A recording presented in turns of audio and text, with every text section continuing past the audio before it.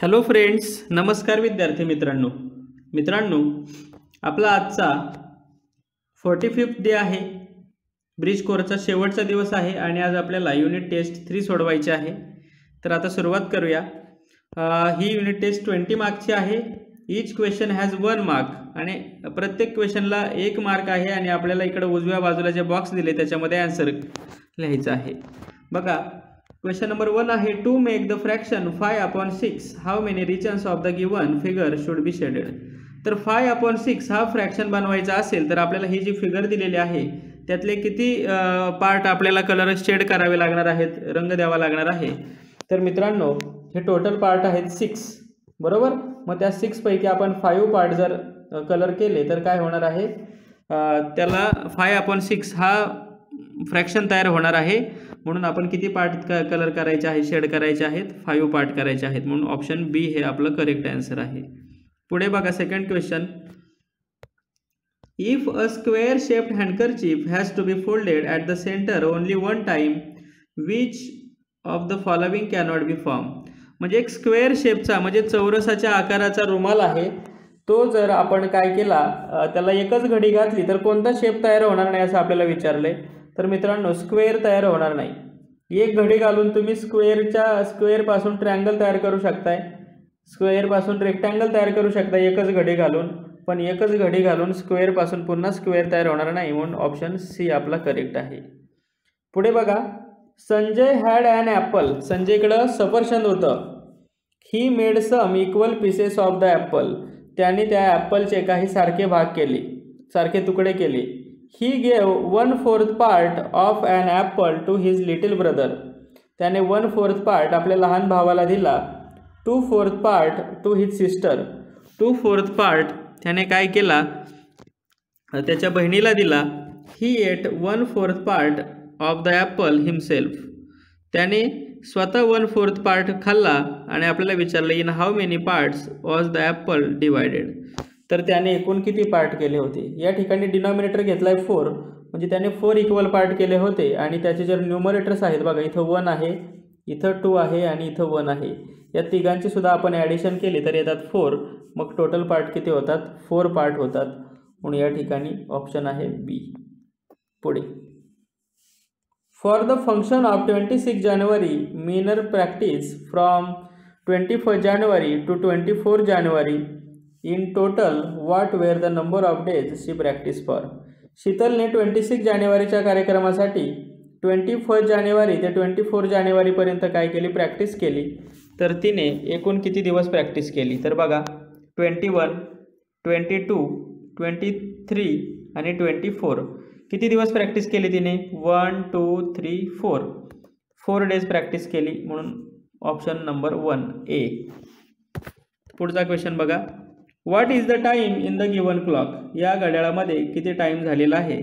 तर त्या घड्याळामध्ये 3 hours 20 minutes असं टाईम झालेला आहे. इथं 20 minutes पास्ट 3 असं पाहिजे होतं, पण इथं प्रिंटिंग मिस्टेक दिलेली आहे. 20 minutes past 3 असं म्हणायला पाहिजे होतं, चुकलेलं आहे. तरी पण हे आन्सर आपण इथं करेक्ट करूया, इथं सी. आता पुढे बघा, choose the correct answer of the following. म्हणजे खाली करेक्ट आन्सर कुणी सोडवलेला आहे. तर मित्रांनो, हा जो अहमद आहे ना, त्याने करेक्ट आन्सर सोडवलेला आहे, म्हणून अहमदचं नाव लिहायचं, बाकीच्यांचा आन्सर चुकलेला आहे. पुढे question number 7, choose the correct answer of the following 3216 - 17. तर हे आन्सर कुणाचं करेक्ट आहे. तर मित्रांनो, हे आन्सर करेक्ट आहे राकेशचं, म्हणून इथं राकेशचं नाव लिहायचं आहे बॉक्समध्ये. पुढे, Pihu has 12 boxes in which there are 24 mangoes each. Pihu has how many mangoes in total. तर पिहूकडे टोटल किती मँगोज होते. एका बॉक्समध्ये 24 मँगो असतात आणि बॉक्स आहे 12. मग 24ला काय करायचं, 12ने मल्टिप्लाय करायचं. यांचं जर तुम्ही मल्टिप्लिकेशन केलं तर आन्सर येतं 288. म्हणून आन्सर आहे डी, ऑप्शन डी. पुढे बघा, in a school for assembly students were asked stand in rows of 11 such 15 rows were formed. How many students were present for assembly. बघा, एका रोमध्ये 11 स्टुडंट आहेत आणि अशा 15 रोज तयार झाल्या तर टोटल स्टुडंट किती? तर 11ला काय करायचं, 15ने मल्टिप्लाय करायचं. आन्सर येणार आहे 165. ओके, आणि ऑप्शन डी लिहायचं आहे ब्रॅकेटमध्ये, बॉक्समध्ये. पुढे बघा, what is the angle between an electric pole and its stay wire. इथं बघा स्टे वायर आहे आणि हा इलेक्ट्रिक पोल आहे आणि तिथं यांच्यामध्ये इथं अँगल झालेला आहे बघा. बघा इथं अँगल झालेला दिसतोय तुम्हाला. तर हा अँगल कोणता अँगल आहे? तर हा अँगल आहे ॲक्यूट अँगल आहे, 90 डिग्रीपेक्षा छोटा आहे, म्हणून बी हा ऑप्शन लिहायचा आहे. पुढे, what is the place value of digit 8 in 38,272. तर इथं 8 हा नंबर 1000 प्लेसला आहे म्हणून त्याची प्लेस व्हॅल्यू असणार आहे 8000, म्हणून ऑप्शन ए इथं लिहिलेला आहे. पुढे, Tanmay has 45 marbles. He decided to give each friend 3 marbles. How many friends will the marbles be distribute amongst. तन्मयकडे 45 मार्बल्स आहेत. त्याने ठरवलं की प्रत्येक आपल्या मित्राला 3 मार्बल द्यायच्या. तर अशा किती मित्रांना त्या मार्बल देता येतील, म्हणजे गोट्या देता येतील? तर काय करायचं आहे, 45ला 3ने डिवाइड करायचे. डिवाइड केलं तर आन्सर येतं 15. तर त्या मार्बल 15 फ्रेंड्सला देता येतील. बी ऑप्शन करेक्ट आहे, म्हणून इथे लिहायचं आहे बी. पुढे, Savita from her 100 rupees kept 9 rupees for herself. From the remaining money, if she distribute it equally among 7 boys, how much money would everyone got. सविताकडे 100 रुपीज आहेत, त्यापैकी 9 रुपीज तिने स्वतःकडे ठेवले. मग उरले किती? 91 रुपीज उरले. आणि उरलेले पैसे तिने किती स्टुडंटमध्ये खर्च केले? 91 रुपीज तिच्याकडे उरले. 9 स्वतःला ठेवले, 91 उरले. 7 बॉईजमध्ये तिने ते डिस्ट्रीब्यूट केले. मग काय करायचं, 7ने डिवाइड करायचं, याला 13 येतं. मग किती एका फ्रेंडला किती मिळणार आहेत? एका बॉयला 13 रुपीज मिळणार आहेत. ऑप्शन आहे बी.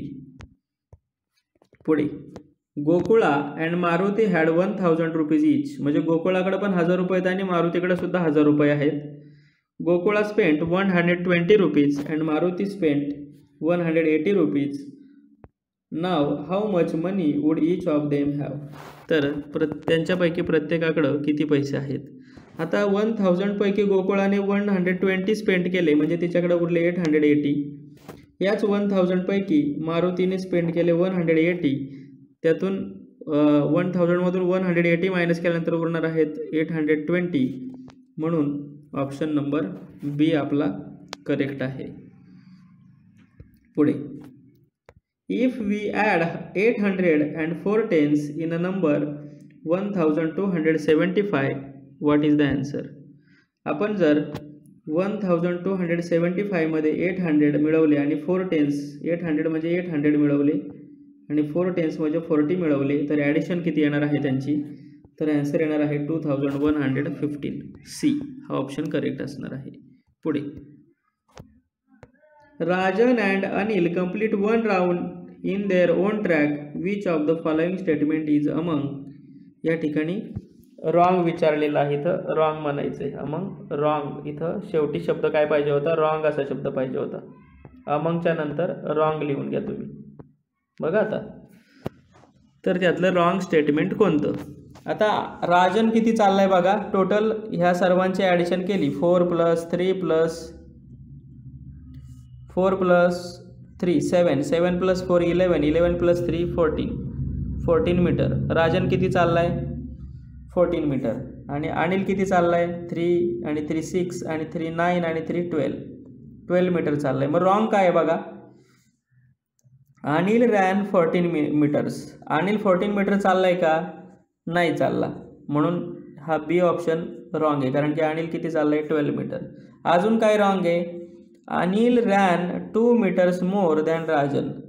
अनिल हा राजनपेक्षा 2 मीटर जास्त चाललाय, तर चुक आहे. आणि राजन चाललाय 14 मीटर आणि चाललाय 12 मीटर. मग जास्त कोण चाललाय? राजन चाललाय. इथं म्हटलं अनिल चाललाय. मग हे दोन्ही ऑप्शन रॉंग आहेत.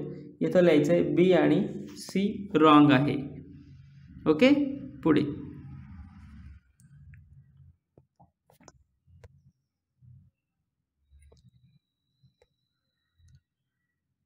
तर पुढे बघा, मानसीचा प्लॉट आहे हा मेघनाचा प्लॉट आहे. Mansi's plot how much bigger than Meghna's plot is square metre. आता मानसीचा प्लॉट मेघनाच्या प्लॉटपेक्षा किती स्क्वेअर मीटरने मोठा आहे ते आपल्याला शोधायचे. तर मानसीचा प्लॉट आहे रेक्टँग्युलर, मग काय करायचं 16ला 12ने मल्टिप्लाय करायचं. ओके, मग 16ला 12ने मल्टिप्लाय करूया. 12 6 जा 72, कॅरी ओव्हर 7, 12 1 जा 12 आणि 7 19. म्हणजे मानसीच्या प्लॉटचा एरिया किती झाला 192 स्क्वेअर मीटर. आता मानसीचा मेघनाचा करूया. 12 मल्टिप्लाय बाय 12 केलं तुम्ही तर येतं 144. आता कोणाचा प्लॉट मोठा आहे मानसीचा, मग 192 मधून 144 जर आपण मायनस केलं तर येतं 48. बरोबर, मग कितीने मोठा आहे 148 स्क्वेअर मीटरने तो प्लॉट मोठा आहे. पुढे, it is Sunday on the first date of April. एप्रिलच्या 1 तारखेला संडे होता. In this month what are all the other dates following on Sunday. तर बाकीच्या कोणत्या दिवशी संडे येणार आहे. तर या ठिकाणी आपण 1 डेटला जर संडे पकडला त्याच्यामध्ये +7 केलं तर 8 डेटला संडे येणार आहे. त्याच्यामध्ये +7 करायचं 15 येणार आहे. त्याच्यामध्ये +7 करायचं 22 येणार आहे. त्याच्यामध्ये +7 करायचं 29 येणार आहे. 7 का ॲड केलं कारण की एक जो वीक आहे, एक आठवडा जो आहे तो 7 डेजचा असतो, म्हणून 8 15 22 आणि 29 म्हणजे ऑप्शन बी या दिवशी संडे येणार आहे, म्हणून इथं बी लिहायचे. ओके, आता पुढे बघा.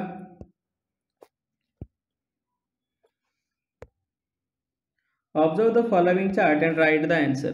इथं बघा स्केल दिलंय 1 picture is equal to 10 flowers.